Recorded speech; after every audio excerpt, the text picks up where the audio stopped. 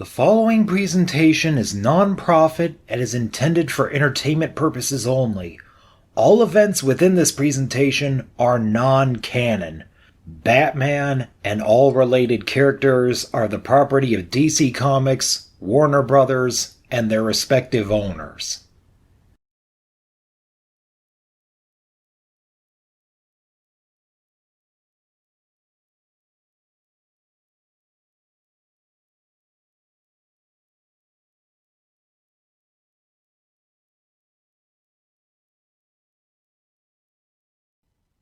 Hilarious Matrimony, a Batman fanfiction. Written and read by Robert Cantor. Chapter 11. The piercing wail of the alarm sliced through the cavernous silence of the Batcave, a sound that sent a shiver of icy dread down Bruce Wayne's spine. The echo resonated within him, a stark reminder of a past he had sworn never to relive. The safe house, a sanctuary meticulously chosen for Dick and Corey, had been compromised. The news ripped open a wound in Bruce's soul that he had painstakingly stitched together over years of relentless struggle. At that moment, he wasn't Batman, the invincible protector, the embodiment of justice. The image of his parents, their lifeless forms sprawled on the cold pavement beneath a rain of bullets, was burned indelibly into his memory.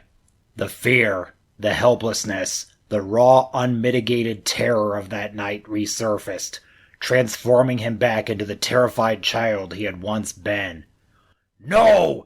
Not again! He wasn't a scared little boy, but neither was he a hero, a member of the Justice League, a detective, or anything else. He was a father, desperately trying to protect his family.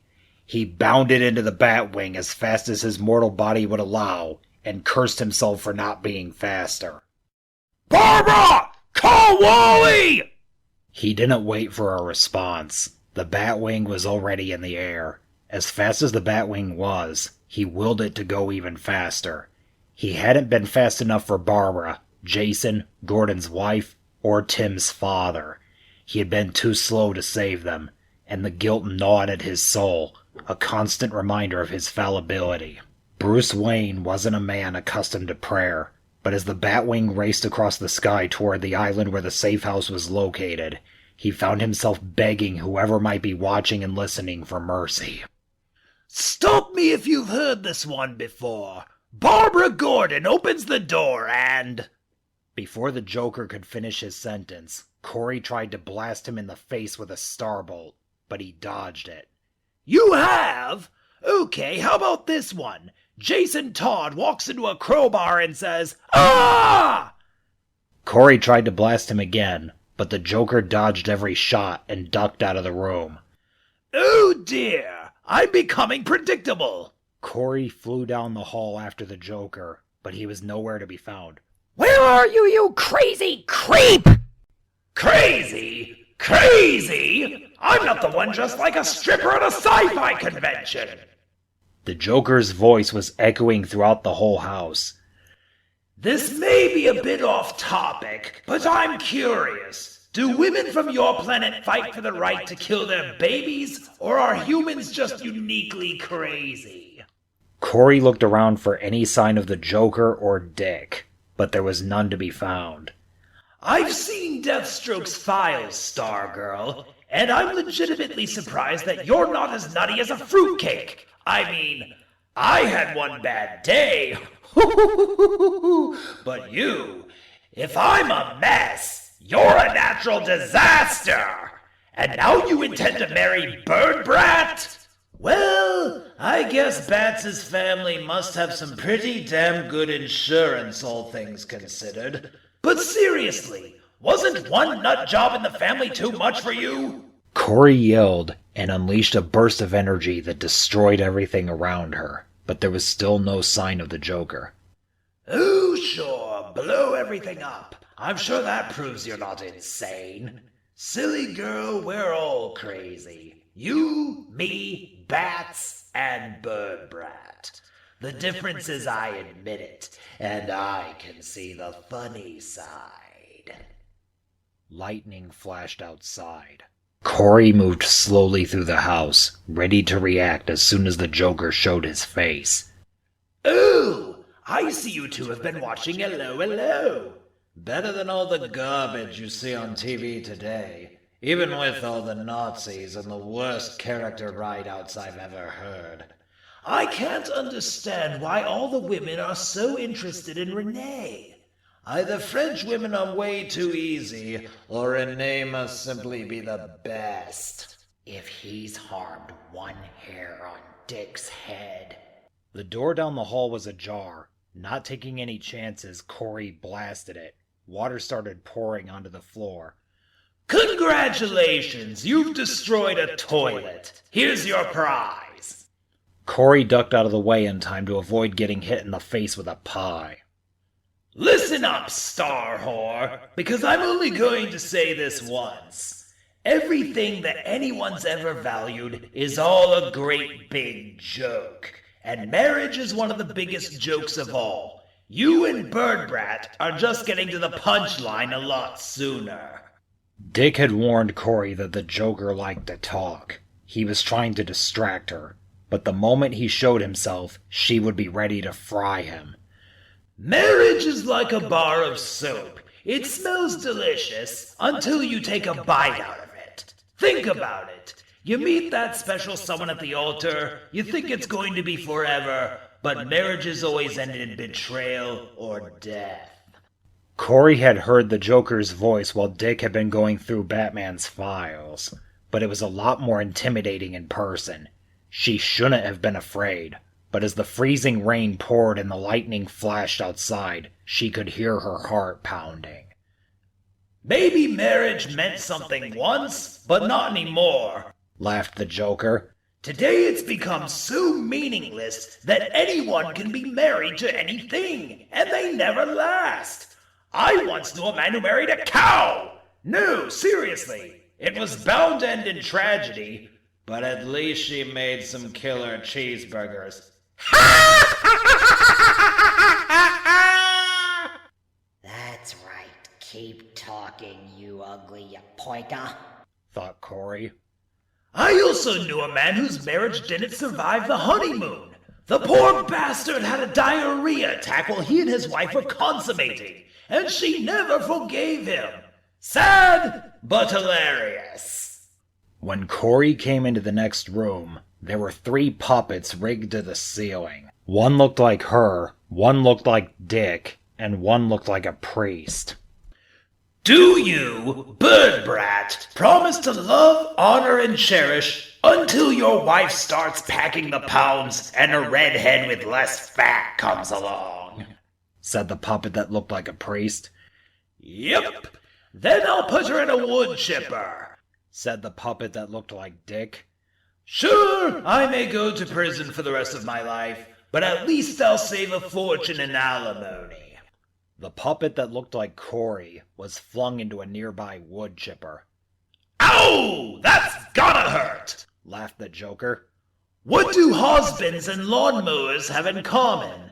They're hard to get started, they emit foul odors, and they don't work half the time."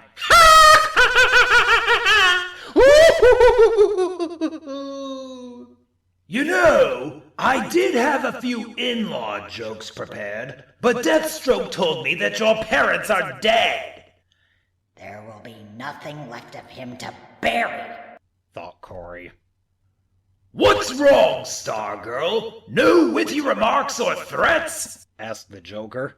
"I thought you teen twerps were all about trash talk, but that's okay. I'll provide the narration." There was another bright flash of lightning outside and a loud boom of thunder. "I had a wife once. I bet you didn't know that. She was so beautiful, she'd make you look like an elderly leper on a bad hair day." Everyone has their kinks. She loved clowns, so every weekend I would dress up as one for her. Like any good husband, all I wanted was for her to be happy. But there's only so much you can do when you're stuck in a dead-end job that barely pays the rent. Corey could have sworn she heard movement behind her, but she didn't hit anything but the wall. So I agreed to help Falcone's men rob the one place in town that gave me a job. Unknown to me, my wife had already been killed by some burglars. Falcone's men forced me to wear this stupid mask that turned everything red. The next thing I knew, all hell broke loose. I ran for dear life, and that's when I saw him. There was another loud boom of thunder. I panicked, I screamed, and I fell! Or maybe he picked me up and threw me. I'm not quite sure. The next thing I knew, I was drowning in a vat of chemicals. My entire body felt like it was on fire. And then I blacked out. When I finally came to, I had washed up on the shore somewhere on the edge of the city. Ace Chemicals never did care one bit about the environment. I remember tearing the mask off and running all the way home. All I wanted to do was embrace my wife and tell her how much I loved her. When I finally stopped running, I found my beloved wife lying in a puddle of her own blood. I fell to my knees, and I saw my new reflection for the first time, all in red, and all I could do was laugh. It was a lot like Canio in Pagliacci.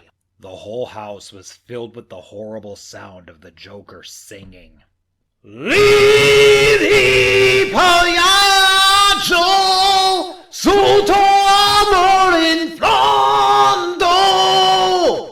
Lidi del do che t'avvelena il cor.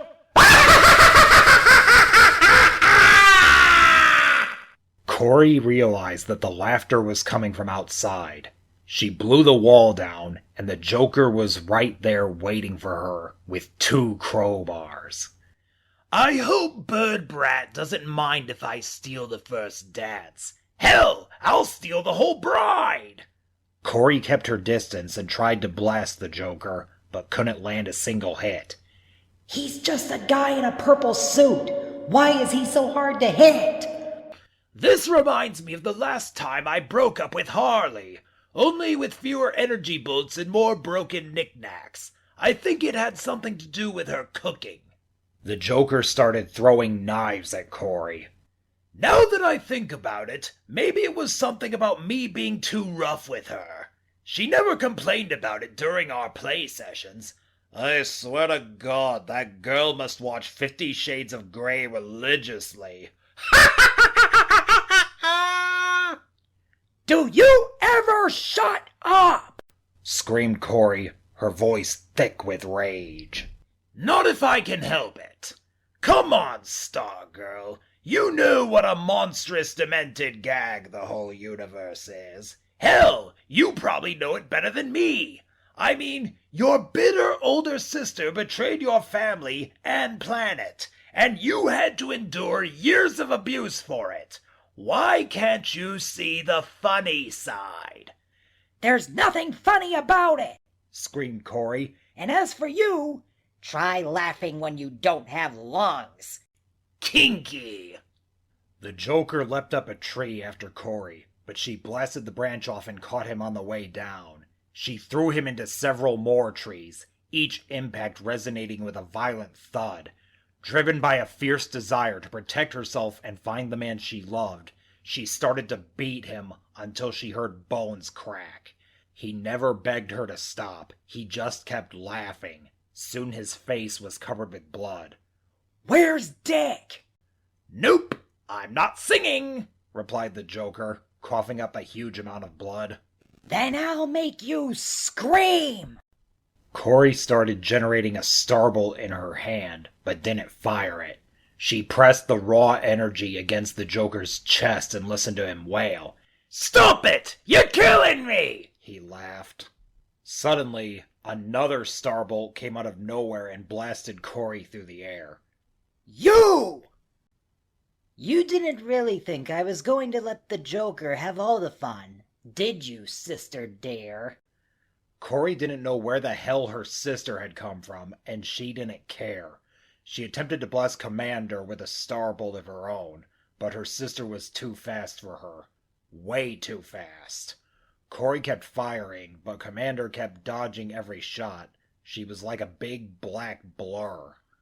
This is impossible. Commander was never this fast. As Corey and her sister came to blows, she quickly realized that they weren't alone. More and more of the Titan's enemies seemed to have come to extract their pound of flesh. I'll kill you! I'll kill all of you! Just then, Corey felt something overtake her. Corey, you have to stop. She recognized the voice as Raven's. Her friend was using her soul self to possess her. Raven, they're trying to kill me! Corey, you have to listen to me. Whatever you're fighting, it isn't real.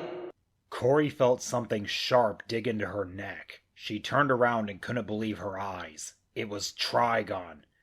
That's impossible! We killed you! Your soul was destroyed! Corey blinked her eyes several times, and Trigon disappeared. Batman? As Batman's antidote went to work on Scarecrow's fear toxin, Blackfire and all the others were gone as well, replaced by the other members of the Bat family and the Titans.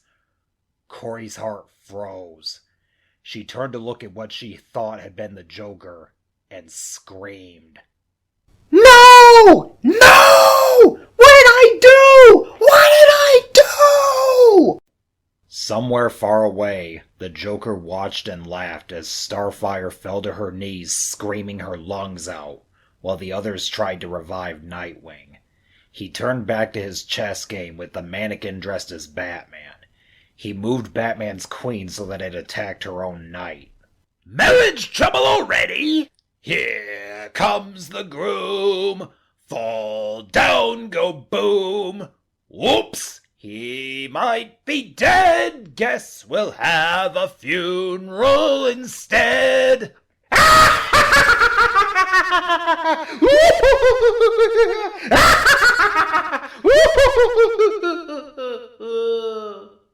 To be continued. Thanks for watching. If you liked this video, then like this video. Subscribe for more updates, and if you really want to help this channel out, click the links in the description below and buy my books.